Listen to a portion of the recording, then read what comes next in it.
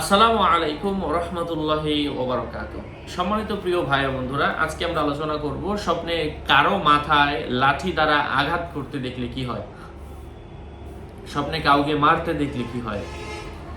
ইবনে সিরিনের খাপ নামক কিতাব থেকে। সাথে যুক্ত আছি আমি মুফতি জুবায়ের ইমাম। আলোচনা বুঝতে সাথেই থাকবেন। এখনও যারা চ্যানেলটি সাবস্ক্রাইব করেননি, সাবস্ক্রাইব করতে ভুলবেন না। প্রত্যেক কথা এক ভিডিওতে বলি, অনেকেই বিরক্ত, আবার কেউ অসতর্ক ব্যক্তি যারা, তাদের জন্য একই কথা বলা। ডিসক্রিপশন বক্সে ক্লিক করলেই পেজ এবং আইডি লিঙ্ক আসবে।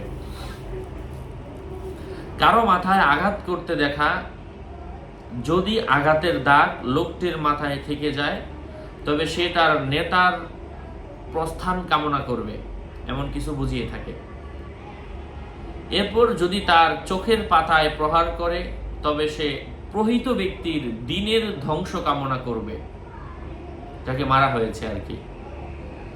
স্বপ্নে যদি কোনো ব্যক্তি দেখে সে কোনো লোকের চোখের পাতার প্রান্ত নির্মূল করেছে তবে সে বিদাতের দিকে ঢুকবে। স্বপ্নে মাথার খুলিতে প্রহার করতে দেখলে সে তাকে প্রত্যাবর্তনের শেষ প্রান্তে পৌঁছে দিবে এবং প্রহারকারী স্বীয় লক্ষ্যবস্তুতে পৌঁছে যাবে।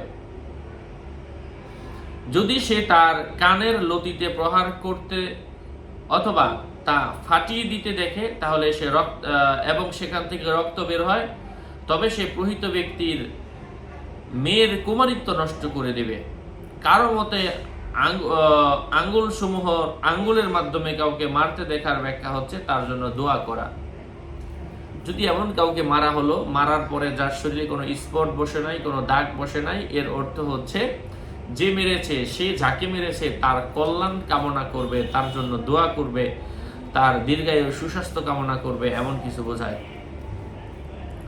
সুতরাং যে ব্যক্তি স্বপ্নে দেখে সে কাউকে প্রহার করেছে তবে সে তার উপর বদদোয়া করবে। যদি সে তাকে বাধা অবস্থায় বেঁধে প্রহার করে তাহলে তার বিরুদ্ধে নিন্দা প্রচার করবে। কারো দিকে পাথর নিক্ষেপ করার মাধ্যমে যদি পাথর নিক্ষেপ করে মারা হয়, এর অর্থ হচ্ছে তাকে সে গালি দিবে স্বপ্নে যদি দেখে। কোনো ব্যক্তির সঙ্গে শত্রুতা করতে দেখার অর্থ হচ্ছে যার সাথে শত্রুতা করবে তার সাথে তার বন্ধুত্ব সৃষ্টি হবে, এমন কিছু বোঝায়। আরও আপডেট পেতে সাথেই থাকবেন। এই বিষয়গুলো নিয়ে আরও একাধিক ভিডিও রয়েছে। সকলের মঙ্গল কামনা করে এখানেই শেষ করছি। দেখা হবে অন্য কোনো এপিসোডে। আসসালামু আলাইকুম রহমতুল্লাহি ওয়া বারাকাতুহু।